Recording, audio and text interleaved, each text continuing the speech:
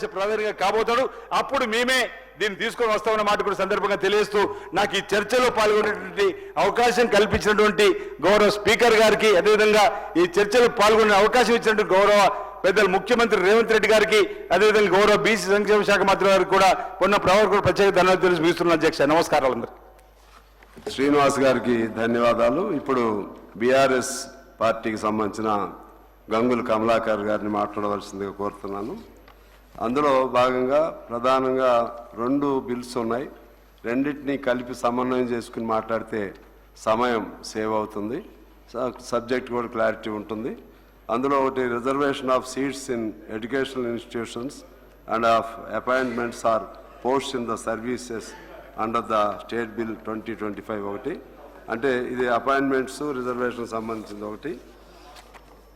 రెండోది reservation of seats in rural and urban local bodies, అంటే చదువులకు సంబంధించి అలాగే లోకల్ బాడీస్ సంబంధించినటువంటి ఈ 2 వేర్వేరు బిల్లులు ఉన్నాయి.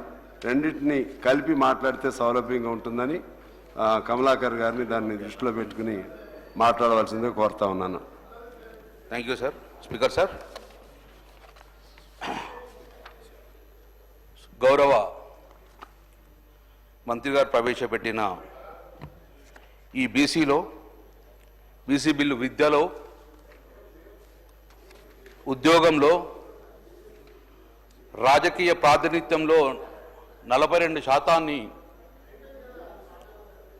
రిజర్వేషన్లు బీసీలకు ఇవ్వాలని చెప్పేసి ఈరోజు బిల్లు ప్రవేశపెట్టిన సమయంలో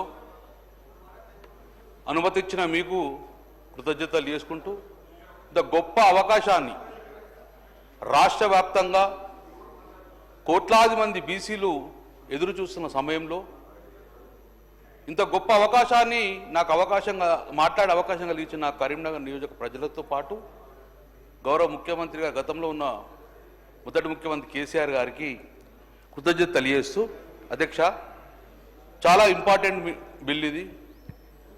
కాబట్టి గౌరవ ముఖ్యమంత్రి గారు కూడా బహుశా హౌస్ ప్రెమిసెస్లో ఉందని భావిస్తున్నాను.